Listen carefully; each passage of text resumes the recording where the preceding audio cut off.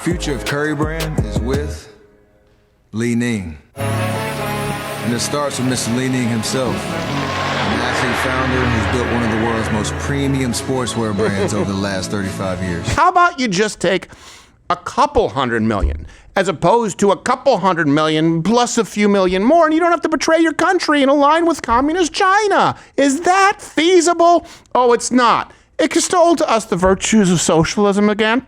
I used to feel bad for Steph Curry. Why? Oh, his because wife. his wife's a bitch. Yeah, forgot about that.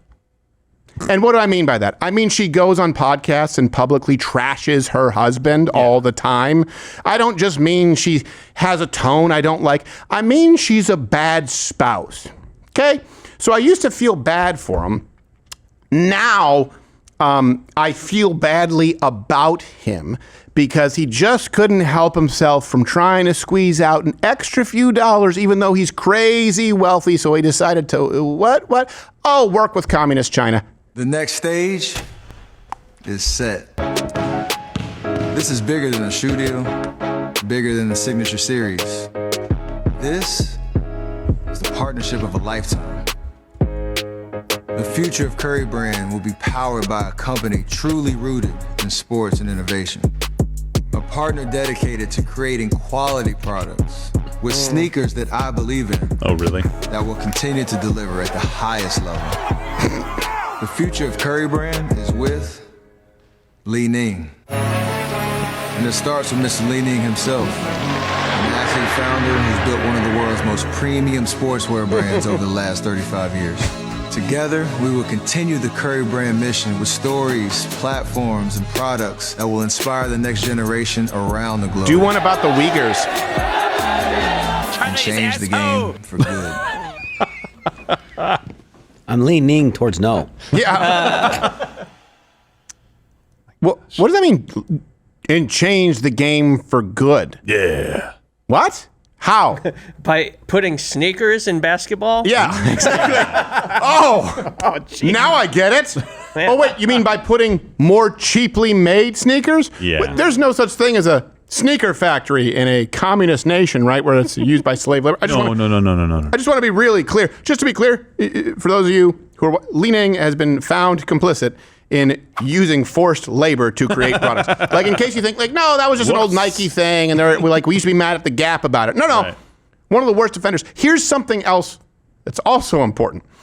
There were plenty of other offers that would have made, well, he already is, that would have increased his generational wealth even further to a degree that would have been completely acceptable.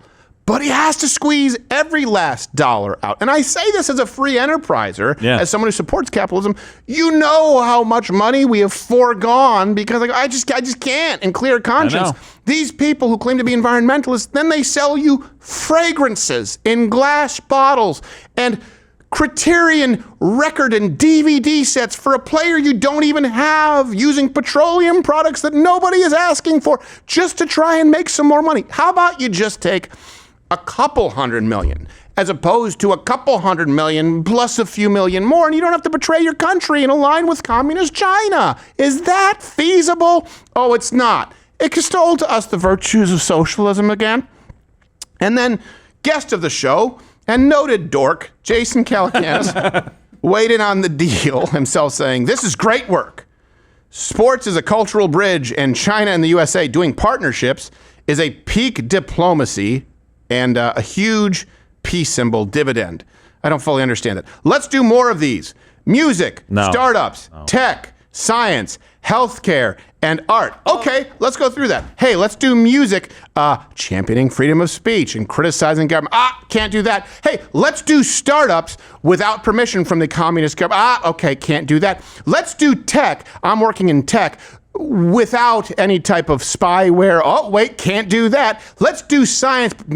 Sorry, that has to go through a government laboratory so they can determine what is allowed to be studied and also what needs to be covered up. Healthcare, can't do that. And art, well, it's communist China. You all know how that goes. You can't do any of it without the express approval of the communist Chinese government. Jason, you're not going to fix anything. So if you say, let's bridge this gap, a free society where we can by and large do whatever we want, let's create a bridge with a completely unfree one where the government dictates everything. Let me ask you, do you think that brings them more freedom in a partnership, or do you think that it impedes our freedom? Yeah. And our lived experience as Americans by hitching to a country like that who has no interest in basic human rights? Well, Stephen, it's a really interesting question that you pose, and it's almost like we've done this before and we actually have the results from this, because this was the sentiment in the 90s. Mm-hmm. This was the sentiment. Bring China into the world and let them buy and trade with everybody else. Bring them into the modern world, and we'll spread democracy through commerce, and it'll work out just fine for everybody else. And that is exactly what created the China that we have to contend with today. Right. Apple going over there, setting up, teaching their workers how to do things that now we can't even do here because we haven't invested in the infrastructure because it's cheaper to do there. So what Jason is saying is, let's do more of the things that have theoretically weakened the United States over the last 25, 26 years. Yeah. Let's do more of that. And by the way, throw out the idea that they're even going to, IP stuff, that they even care about your art, your science, your tech, your anything else, because the minute you walk over there, put it on the ground, they can just take it and off and do. Sure.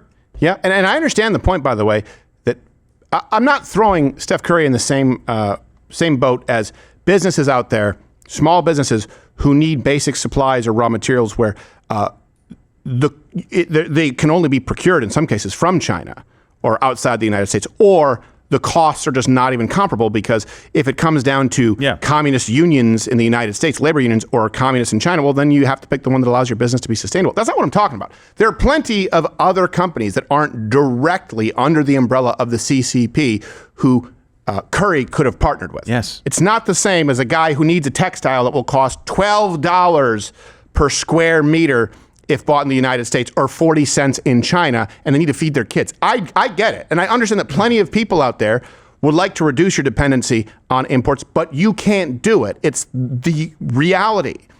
Largely because of TPP, largely because of NAFTA, largely because, like Gerald has said, you've been sold out. Your country has been sold out. And so you have to operate within those confines until something changes. Curry doesn't have to. No. He could have gone with Nike or Adidas. Most likely those offers were in the same ballpark. He got $400 million over 10 years from these guys. It'll likely end up being over $1 billion with all the incentives. He could have gotten very close to that, if not the same amount, by going with one of the other companies. Right. Yeah. There was a bidding war for him. It doesn't matter to these people. They actually have no moral mooring whatsoever. They have nothing anchoring them to pride in their country or sharing your values. It's just whatever is the top dollar, not a really, really good number. They will sell out their country for just a little bit more because it's all they care about. I like to give him the benefit of the doubt, though. You know, maybe he's just taking this deal because his wife's like, hey, you better get the deal with the most money, or I'm going to go on another podcast and call you a piece of shit. That's exactly right. It could be. She's like, my useless rings aren't going to buy themselves while I shit on you and call her daddy. And by the way, this is how Curry can expect to be welcomed by his new Chinese fans.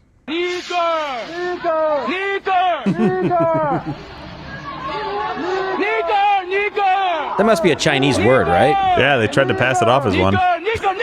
Nope. No, never mind. Yeah, I was going to give them the benefit of the doubt. There's intent there. Yeah. It was like watching speech impediment roots. I know, the intensity and the rapidity got higher as it got closer. It's like a radar. I had only seen the first part of that clip. It's bad. It's almost like, okay, I want you to watch it again because it's funny. But it's almost like he, at one point in his head, he makes a decision that unless I up the intensity, people won't know what I'm actually saying. Yeah. Or he's like the Jaws music. Yes, exactly. I want to know the shark is close. Yeah, like, he's an N-word detector. Yes, he's like, if it's Jaws, N-word, da-da, N-word, da-da, N-word, N-word, da-da, da-da, watch it. Do you think they understand what we are saying? Say more. I'll make sure. Here I go. It's like a kid at a baseball game asking for an autograph. Yeah. Trevor. Yeah. Only it's an entire group of people. being racist. Yeah. Yeah. It's good for the globe. It's good for basketball. Yeah, it is. It's good for basketball. All right, Curry. I'm sure this is a disagreement. I'm sure you love your country just as much, right? We always say, the right doesn't have a monopoly on patriotism. Shut the fuck up. We do. Guess who he plays for? Steve Kerr. Golden State Warriors, the guys that we've constantly gone after for it. This is kind of on brand for him. Yeah. The Golden State Uyghurs? And he's also a Christian, though. He's really open about his faith. Yeah. Really open about his faith. Be nice, guys. Jesus said be kind. Bad move. Yeah, that's Bad it. move. That's pretty much all. That's pretty much all. Jesus said be kind to your slaves. Yes, exactly right. Yes. And do what you're supposed to, slaves. And trying to not be left out of the conversation once again, like always, some WNBA players have started their own line of slave labor produced products, starting with Angel Reese's new line of sports bras, Reese's Cups.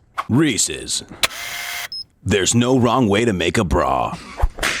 I kind of agree with it. Well, there is one wrong way to make a bra, and that's making a bra. No, yeah, that's Let's true. get rid of those things. There's no wrong way to not make a bra, unless you're making a bra with hands. Yeah, Well, nice. These are A cups right here at best. I got little hands. I got tiny hands. So Sure you if do. we're going by that, Gerald is Stop it.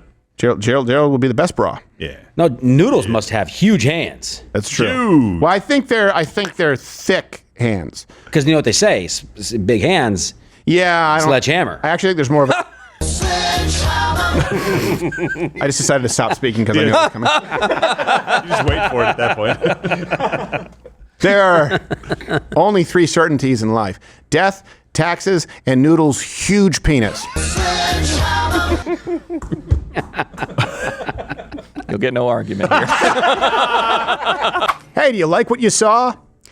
I don't know how because it's on YouTube and we have to cut all the good parts out. So you should tune in live weekdays at 11 a.m. Eastern on Rumble, where we can still speak freely and even use words like and get and So- whoa. You've been here this whole time? Yeah. It's not in.